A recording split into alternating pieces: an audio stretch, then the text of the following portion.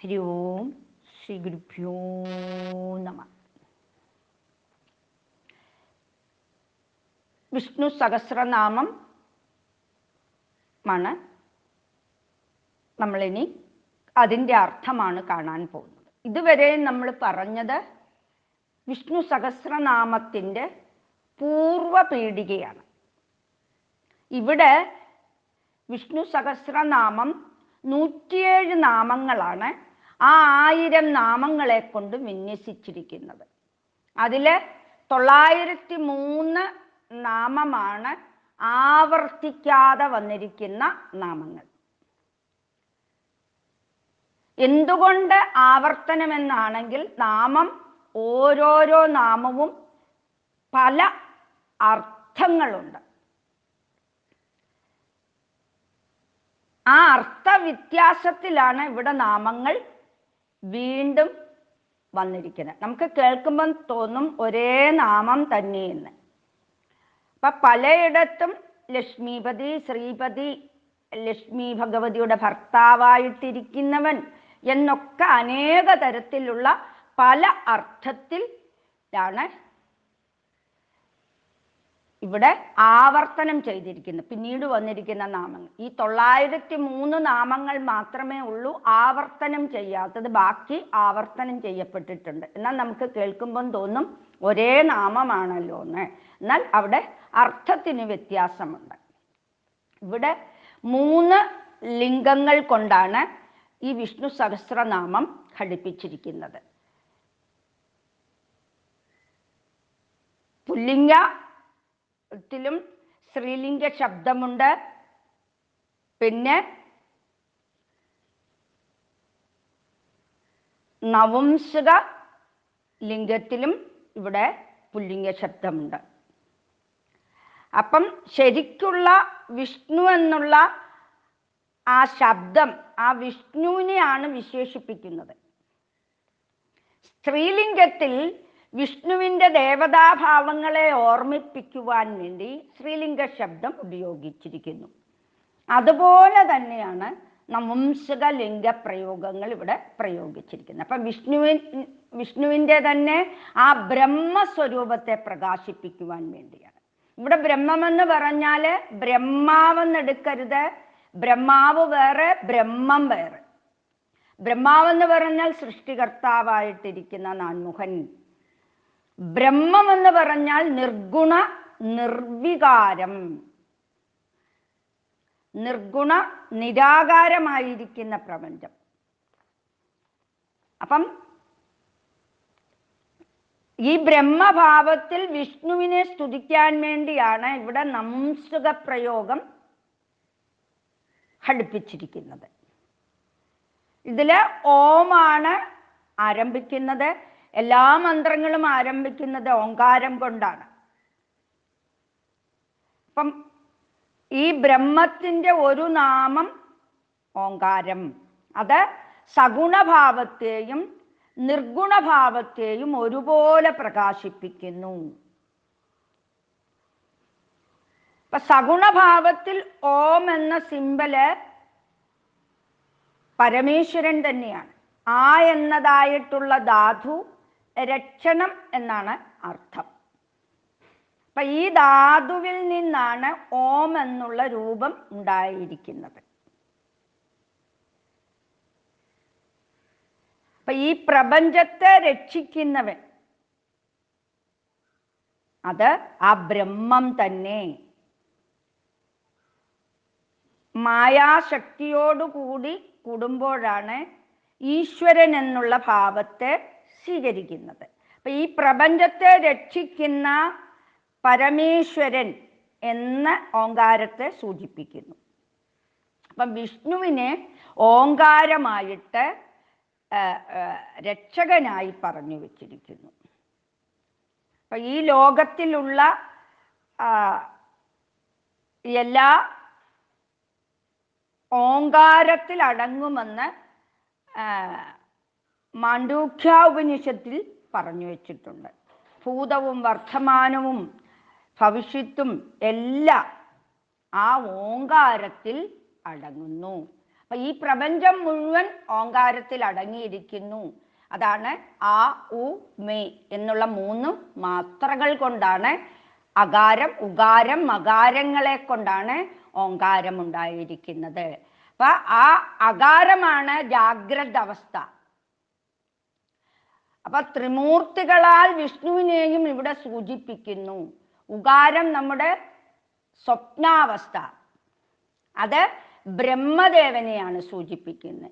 മകാരം നമ്മുടെ സുഷുപ്തി അവസ്ഥ, സംഹാരകർത്താവായ രുദ്രനെ സൂചിപ്പിക്കുന്നു. അങ്ങനെ ത്രിമൂർത്തികളുടെ സ്വരൂപമാണ് എന്ത്? ഓങ്കാരം. ഹരി ഓം ശ്രീ ഗുരുഭ്യോ നമഃ. വിഷ്ണു സഹസ്രനാമ സ്തോത്രം, ശ്ലോകം 1. വിശ്വം വിഷ്ണുർവഷട്കാരോ ഭൂതഭവ്യഭവത് പ്രഭു ഭൂതകൃത് ഭൂതഭൃദ്ഭാവോ ഭൂതാത്മാ ഭൂതഭാവന.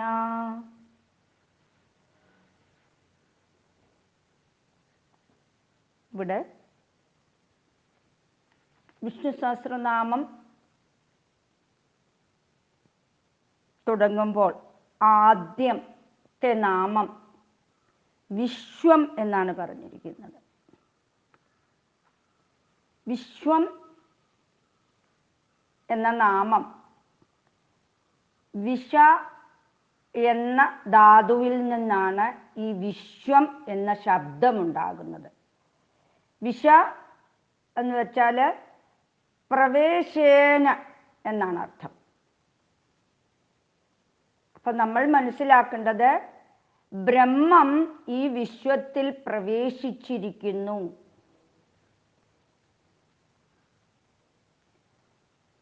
ഈ വിശ്വം അവസാനം പ്രളയകാലത്തിലെ ബ്രഹ്മത്തിലേക്ക് തിരിച്ചു പ്രവേശിക്കുന്നു. അപ്പം ഈ വിശ്വം എവിടെ ചെന്ന് ചേരുന്നു? അവസാനം യാതൊന്നിലേക്ക് ചെന്ന് പ്രവേശിക്കുന്നുവോ അതുതന്നെയാണ് ബ്രഹ്മം.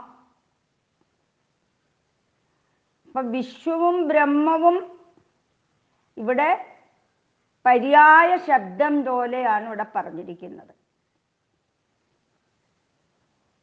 അങ്ങനെയുള്ള വിശ്വത്തെ നമ്മൾ ഉപദ്രവിക്കാതെ, അതിനെ പൂജാതി നമസ്കാരാദികൾ ചെയ്തുകൊണ്ട് ആ ബ്രഹ്മത്തെ സാക്ഷാത്കാരം ചെയ്യുവാൻ നമുക്ക് സാധിക്കും എന്നാണ് ഒന്നാമത്തെ നാമത്തിൽ കൂടി നമ്മെ അറിയിക്കുന്നത്. അത് ഗീതയിലും ജ്ഞാനവിജ്ഞാന യോഗത്തിൽ പറയുന്നുണ്ട്. 7-ാം ശ്ലോകത്തിൽ പറയുന്നുണ്ട്, മത്തപരതരം നാന്യത് കിഞ്ചിത് അസ്തി ധനഞ്ജയ മയി സർവമിതം പ്രോതം സൂത്രേ മണിഗണായിവ എന്ന് പറയുന്നുണ്ട്. അപ്പൊ ഈ കാണുന്നതെല്ലാം എന്നിൽ കോർക്കപ്പെട്ടിരിക്കുന്നു, സർവചരാചരങ്ങളെയും കോർത്തു വച്ചിരിക്കുന്നു ഈ പ്രപഞ്ചത്തിൽ. അപ്പൊ പ്രപഞ്ചം ഒരു രത്നമാലയാണ്, അതിലെ ഓരോ മണികളാണ് നമ്മളെന്ന് സാരം. അപ്പൊ പല നാമങ്ങളുടെ അർത്ഥം ഭഗവത്ഗീതയില് ഇതിന് സമാനമായി വിശദീകരിച്ചിട്ടുണ്ട്. രണ്ടിൻ്റെയും കർത്താവ് ഒരാൾ തന്നെ എന്ന് നമ്മൾ മനസ്സിലാക്കണം. വേദവ്യാസ മഹർഷി തന്നെയാണ് വിഷ്ണു സഹസ്രനാമവും ഭഗവത്ഗീതയും വിവരിച്ചത്. അപ്പൊ കാണപ്പെടുന്ന ഈ പ്രപഞ്ചം കാണപ്പെടാത്ത പരമാത്മാവുമായിട്ടിരിക്കുന്ന ആ വിശ്വമെന്ന് വിളിക്കുന്ന അത് ഭഗവാനെ തന്നെയാണ്. അതാണ് ആദ്യത്തെ നാമം വിശ്വം എന്നിവിടെ പറഞ്ഞിരിക്കുന്നത്. ഇനി രണ്ടാമത്തെ നാമം എന്താണ്? വിഷ്ണു. അപ്പൊ വിഷ്ണുഹു എന്നാണ് പറഞ്ഞിരിക്കുന്നത്. വ്യാപ്നോതി ഇത് വിഷ്ണു, വ്യാപനശീലം ഉള്ളവൻ ആരോ അവൻ വിഷ്ണു. അപ്പൊ ഈ വിശ്വം മുഴുവൻ ഭഗവാനാണെന്ന് പറഞ്ഞതിൻ്റെ ഒരു തുടർച്ചയാണ് ഇവിടെ രണ്ടാമത്തെ നാമം വിഷ്ണുഹു എന്ന് പറഞ്ഞിരിക്കുന്നത്. അപ്പൊ ഇന്ന കാലം മുതൽ ഇന്ന കാലം വരെയാണ് എന്ന് പറയാൻ സാധിക്കുകയില്ല. നാരായണീയത്തിൽ കൂടി നാം പഠിച്ചിട്ടുണ്ട്. ഒന്നാമത്തെ ആ ദശകത്തിലെ ആദ്യത്തെ വരി പറയുന്നുണ്ട്, കാലദേശാവധിഭ്യാം നിർമുക്തം നിത്യമുക്തം നിഗമശതസഹസ്രേണ നിർഭാസ്യമാനം എന്ന്. ഒന്നാം ശ്ലോകത്തില് കാലം ദേശം എന്നീ അവിധികളിൽ നിന്നും നിർമുക്തമായിരിക്കുന്ന ആ സർവത്ര നിറഞ്ഞിരിക്കുന്ന ആ പരബ്രഹ്മ സ്വരൂപം വിഷ്ണു എന്ന് തന്നെ സാരം. അതാണ് ഇവിടെ രണ്ടാമത്തെ നാമം വിഷ്ണുഹു എന്ന് പറഞ്ഞിരിക്കുന്നത്. മൂന്നാമത്തെ നാമം എന്താണ്? വഷത്കാരോ. വഷത്കാരഹ. വഷത് എന്ന മന്ത്രം അത് അവസാനമായിട്ട് ആരെ ഉദ്ദേശിച്ചാണോ ചൊല്ലുന്നത് ആ ദേവൻ വഷത്കാരക. അപ്പം ഇവിടെ ഒരു യജ്ഞ തുടങ്ങുമ്പോൾ ആ യജ്ഞത്തിൻ്റെ അവസാനത്തില് തിരുമേനിമാര് വഷട്ട് എന്ന് പറഞ്ഞുകൊണ്ടാണ് ആ യജ്ഞം ഉപസംഹരിക്കുന്നത്. ഇന്ദ്രായ വഷട്ട് എന്ന് പറഞ്ഞുകൊണ്ടാണ് ഉപസംഹരിക്കുന്നത്. അങ്ങനെ പറയുന്നതിലൂടെ ഏതൊരു ദേവനെയാണോ യജ്ഞൻ പ്രാപിക്കേണ്ടത് ആ ദേവൻ വഷട്കാരഹ. അപ്പൊ വഷട്ട് എന്ന ശബ്ദത്തിന് യജ്ഞമെന്നും അർത്ഥമുണ്ട്. അപ്പൊ യജ്ഞദേവനായ വിഷ്ണുവിന് നമസ്കാരം. ഇനി നാലാമത്തെ നാമം എന്താണ്? ഭൂതഭവ്യഭവത് പ്രഭു. ഭൂതം കഴിഞ്ഞുപോയത്, ഭവ്യം ഇനി വരാനിരിക്കുന്നത്, ഭവത് അത് ഇപ്പോഴുള്ളത്. മൂന്ന് കാലത്തിലുമുള്ള സകലത്തിൻ്റെയും പ്രഭുവായിരിക്കുന്നവൻ, സ്വാമിയായിരിക്കുന്നവൻ. അപ്പോൾ കഴിഞ്ഞുപോയതിലും ഇനിയും വരാനിരിക്കുന്നതിലും ഇപ്പോൾ ഉള്ളതിനെയും ഞാൻ അറിയുന്നു അർജുന എന്ന് ഭഗവത്ഗീതയിൽ ഭഗവാൻ പറഞ്ഞിട്ടുണ്ട്. ആ ഭഗവത്ഗീതയിൽ പറഞ്ഞതും ഈ വിഷ്ണു സഹസ്രനാമവും കൂടെ ചേർത്ത് വെച്ച് വായിക്കുമ്പോൾ ഒന്നാണെന്ന് നമുക്ക് മനസ്സിലാകും. അപ്പം ഗീതയിൽ പറഞ്ഞ ആ കാര്യങ്ങൾ വിഷ്ണു സഹസ്രനാമത്തിലൂടെ നമുക്ക് ചേർത്ത് വയ്ക്കാം. അപ്പം മൂന്ന് കാലത്തിനും പ്രഭുവായിരിക്കുന്നവൻ ഭഗവാൻ, അതാണ് ഭൂതഭവ്യഭവത് പ്രഭു. ഇനി അഞ്ചാമത്തെ നാമം എന്താണ്? ഭൂതകൃത്. ഭൂതകൃത എന്ന് പറഞ്ഞാൽ ഭൂതങ്ങളെ സൃഷ്ടിക്കുന്നവൻ. കൃത എന്ന് വെച്ചാൽ സൃഷ്ടിക്കുന്നവൻ എന്നർത്ഥം. അപ്പോൾ ഭഗവാന്റെ ആ ബ്രഹ്മാവിന്റെ രൂപത്തിൽ ഇരുന്നു കൊണ്ടാണ് ആ പരമാത്മാവ് ഇവിടെ സൃഷ്ടി ചെയ്യുന്നത്. അപ്പൊ രജോ ഗുണത്തെ ആശ്രയിച്ചുകൊണ്ടാണ് ബ്രഹ്മാവിന്റെ സൃഷ്ടി. ആ പരമാത്മാവ് സൃഷ്ടി ചെയ്യുന്നത് ബ്രഹ്മാവിന്റെ രൂപത്തിൽ ഇരുന്ന് സൃഷ്ടി നടത്തുന്നതും മഹാവിഷ്ണു തന്നെ എന്ന് പറയുന്നു. അതുകൊണ്ട് ഭഗവാനെ ഭൂതകൃത് എന്ന് നാമം. ഇനി ആറാമത്തെ നാമം എന്താണ്? ഭൂതഭൃത് ഭാവോ. ഭൂതഭൃത് സത്യഗുണങ്ങളെ ആശ്രയിച്ച് ആ വിഷ്ണു രൂപേണ എല്ലാ ഭൂതങ്ങളെയും പാലിക്കുന്നവൻ,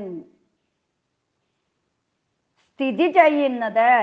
അപ്പൊ അങ്ങനെ ഇരിക്കുമ്പോൾ ഭഗവാനെ നമ്മൾ വിഷ്ണു എന്ന് മാത്രം വിളിക്കുന്നു.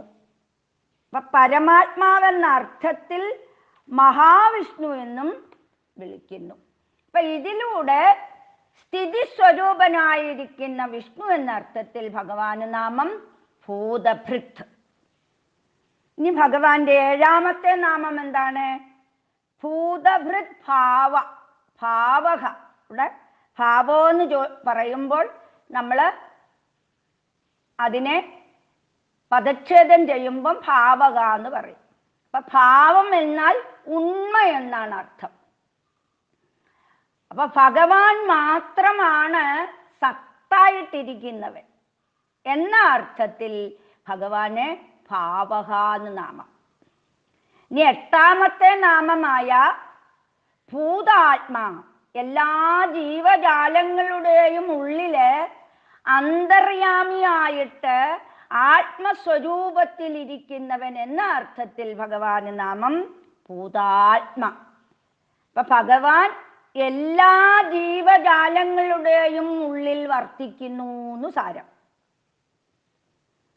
ഭഗവാന്റെ ഒൻപതാമത്തെ നാമം ഭൂതഭാവനക.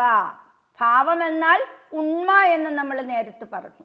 എല്ലാ ജീവജാലങ്ങളെയും ഉള്ളതായി തോന്നിപ്പിച്ചുകൊണ്ട് അവരുടെ ഉള്ളിൽ ചൈതന്യമായി ഇരിക്കുന്നത് ആരാണോ അതാ ആണ് ഭഗവാൻ.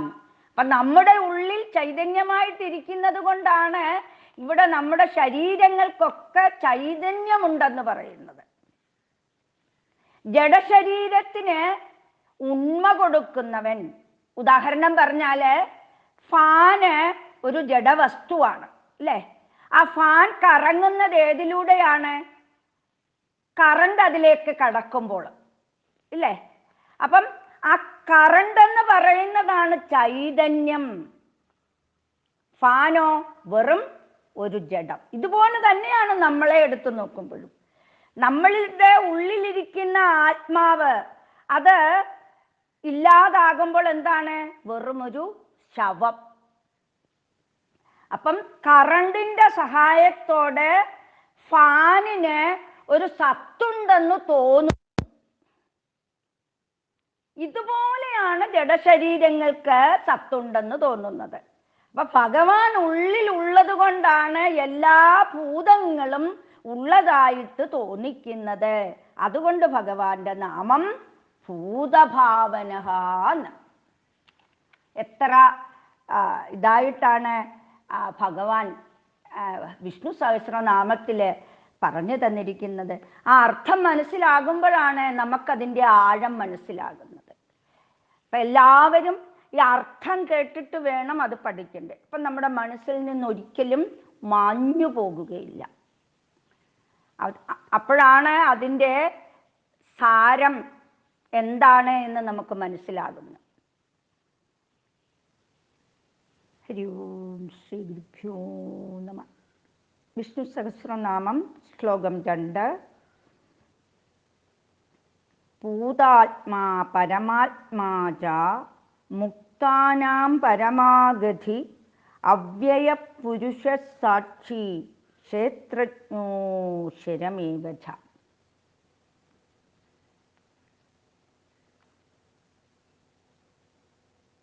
രണ്ടാമത്തെ ശ്ലോകത്തിൽ കൂടി പറഞ്ഞിരിക്കുന്നത് ഭൂതാത്മാ, പരിശുദ്ധ ശരീരത്തോടു കൂടിയവൻ. സാധാരണ മനുഷ്യർക്ക് സത്വ രജസ് തമസ് ഗുണങ്ങളുടെ മിശ്രിതമാണ്. അതുകൊണ്ടാണ് നമ്മൾ ശുദ്ധമല്ലാതിരിക്കുന്നത്. അപ്പം നമ്മളിലുള്ള രജസ് തമോ ഗുണങ്ങളെ നമ്മൾ കുറേശ്ശെ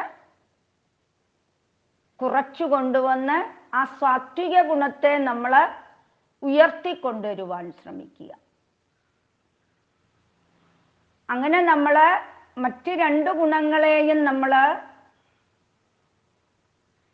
ഇല്ലാതായി കഴിയുമ്പോൾ ആണ് ഭഗവാനും നമ്മളും ഒന്നാണെന്ന് പറയപ്പെടുന്നു. അപ്പൊ സാത്വിക ഗുണം മാത്രമുള്ളതാണ് ഭഗവാൻ. ഭഗവാന് മറ്റ് 2 ഗുണങ്ങളും ഭഗവാനിൽ സ്പർശിക്കുന്നില്ല. മായ ഭഗവാനെ സ്പർശിക്കുന്നില്ല. അപ്പൊ ഇതൊക്കെ സ്പർശിക്കുന്നത് നമ്മളെയാണ്. അപ്പൊ ആ ഗുണങ്ങളെ ഒക്കെ നമ്മൾ നീക്കം ചെയ്യാൻ വേണ്ടിയാണ് ഈ സാധനകളൊക്കെ നമ്മൾ ചെയ്യുന്നത് എന്ന് നമ്മൾ മനസ്സിലാക്കണം. ഭഗവാനെ കീർത്തിക്കുന്നതിലൂടെ മനസ്സ് നമ്മുടെ ശുദ്ധമായി ആ തമോ ഗുണ രജോ ഗുണങ്ങളെ കുറയ്ക്കുവാൻ നമുക്ക് സാധിക്കും. അതാണ് ഇവിടെ പറയുന്നത്. അപ്പം പരമാത്മാജാ മുക്താനാം പരമാഗതി.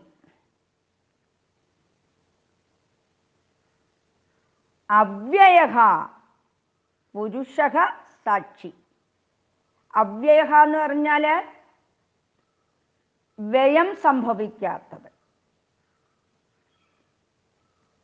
വ്യയമെന്ന് പറഞ്ഞാൽ മാറ്റമെന്നർത്ഥം.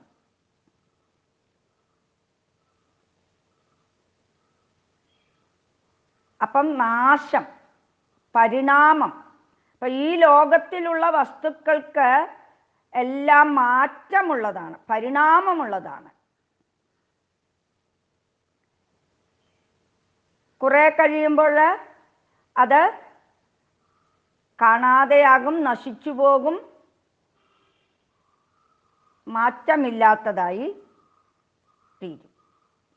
അതിനെയാണ്, മാറ്റമില്ലാത്തതിനെയാണ് ഇവിടെ അവ്യയം എന്ന് പറഞ്ഞിരിക്കുന്നത്. വിനാശമില്ലാത്തത്, സൽസ്വരൂപനാണ്. അപ്പൊ സ്ഥൂലത്തിനും മാറ്റമുണ്ടാകുന്നുണ്ട്. ഭഗവാൻ ജനിക്കുന്നുമില്ല, മരിക്കുന്നുമില്ല. അപ്പം നമ്മൾ പറയും വസുദേവർക്കും ദേവകിക്കുമായിട്ട് ജനിച്ചു ഭഗവാൻ.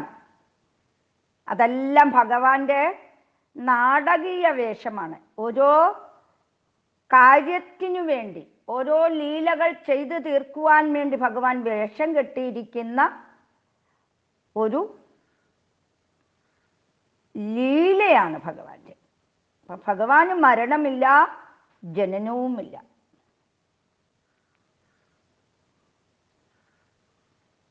നൂറ്റി 25 വർഷമാണ് ഭഗവാൻ ലീല ചെയ്ത് മടങ്ങിപ്പോയി എന്ന് പറയുന്നത്. ശരീരം ഉപേക്ഷിച്ചു. ആത്മാവിന് മരണമില്ല, ജനനമില്ല. ആ ശരീരം കാണാതായി എന്ന് മാത്രം. അപ്പൊ ഭഗവാന്റെ ശരീരം അദൃശ്യമായി എന്ന ഭാഗവതത്തിൽ പറയുന്നുണ്ട്. അതിന് ലയമില്ല എന്ന് സാരം. അതുകൊണ്ടാണല്ലോ പ്രളയകാലത്ത് സർവ്വതും ഭഗവാനിലേക്ക് ലയിച്ചു ചേർന്നിട്ട് ഭഗവാൻ മാത്രമേ അവിടെ ഉണ്ടായിരുന്നുള്ളൂ എന്ന് പറയുന്നത്.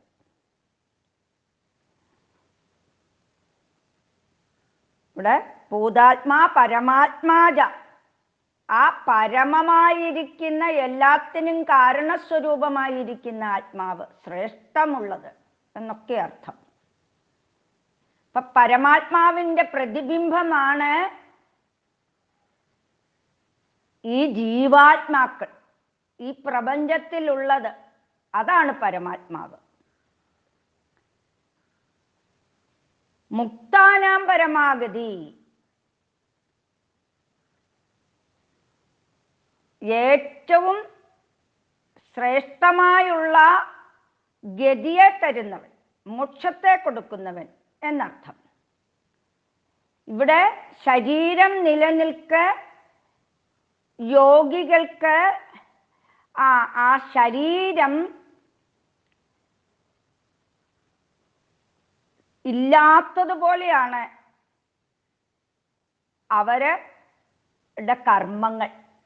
യഥാർത്ഥ ഒരു യോഗിക്ക് അവരെല്ലാം എപ്പോഴും എന്താണ് ചെയ്യുന്നത്? ഭഗവാനിൽ ഇങ്ങനെ മനസ്സ് ലയിപ്പിച്ചു കൊണ്ടിരിക്കും. അവർക്ക് അതിനേ സമയമുള്ളൂ. ഓരോ കാര്യങ്ങൾ പറഞ്ഞ് ഭഗവാന്റെ വർണ്ണനകളും ഭഗവാന്റെ ലീലകളും ഒക്കെ പറഞ്ഞു ഭഗവത് സ്മരണയിൽ അവരുടെ മനസ്സ് എപ്പോഴും സഞ്ചരിച്ചു കൊണ്ടിരിക്കും. അല്ലാതെ ഈ ലോക ജീവിതത്തിലെ കാര്യങ്ങളെക്കുറിച്ച് അവരുടെ മനസ്സിനെ വ്യാപരിപ്പിക്കുവാൻ അവർ ഒരു സമയം പോലും കൊടുക്കുകയില്ല. അങ്ങനെയുള്ളവരാണ് യോഗികളായിത്തീരുന്നത്. അവർക്ക് എപ്പോഴും ഭഗവാന്റെ സ്മരണ മാത്രം മതി. അങ്ങനെ മുക്താനാം പരമാഗതി, ആ മോക്ഷത്തെ കൊടുക്കുന്ന, ശ്രേഷ്ഠമായ മോക്ഷത്തെ കൊടുക്കുന്നവൻ. അതുകൊണ്ട് ഭഗവാനെ മുക്താനാം പരമാഗതി എന്ന നാമം. പിന്നെ അവ്യയഃ, വ്യയമെന്നാൽ കുറവ് പറഞ്ഞു. മുമ്പ് ഞാൻ ആദ്യമേ അത് പറഞ്ഞു. അപ്പം അതിൽ നമുക്ക് ഉദാഹരണത്തിന് പറയുകയാണെങ്കിൽ 1000 രൂപ നമ്മുടെ കയ്യിലുണ്ട്. അതിൽ നിന്നൊരു 100 രൂപ നമ്മൾ വ്യയം ചെയ്താൽ ആ 1000-ൽ നിന്ന് 100 രൂപ കുറവ് സംഭവിച്ചു. എന്നാൽ പരമാത്മ ചൈതന്യത്തിൽ നിന്ന് വേറൊരു അവതാരമായിട്ട് ഭഗവാൻ ഭൂമിയിൽ ഇരിക്കുമ്പോഴും ആ ചൈതന്യത്തിന് യാതൊരു കുറവും സംഭവിക്കുന്നില്ല. അതെന്നും പൂർണ്ണനായിട്ടിരിക്കുന്നു. നമ്മൾ ഒരു ശാന്തി മന്ത്രം പഠിച്ചിട്ടുണ്ട്. പൂർണ്ണമദ പൂർണ്ണമിദം പൂർണ്ണാത് പൂർണ്ണമദച്യുതേ പൂർണ്ണസ്യ പൂർണ്ണമാദായ പൂർണ്ണമേവാവശിഷ്യതേ എന്ന് നമ്മൾ ഒരു ശാന്തി മന്ത്രം. ആ പൂർണ്ണതയിൽ തന്നെ അവിടെ അവശേഷിക്കുന്നു. അപ്പൊ പൂർണ്ണത്തിൽ നിന്ന് പൂർണ്ണം എടുത്താലും പൂർണ്ണം തന്നെ അവിടെ അവശേഷിക്കുന്നു. അങ്ങനെ ഒരിക്കലും അതിന് കുറവ് വരുന്നില്ല. അതുകൊണ്ട് ഭഗവാന് നാമം അവ്യയഃ. പിന്നെന്താണ് പിന്നത്തെ വരിയിൽ പറഞ്ഞിരിക്കുന്നത്? പുരുഷക സാക്ഷി ക്ഷേത്രജ്ഞോക്ഷരമേവച.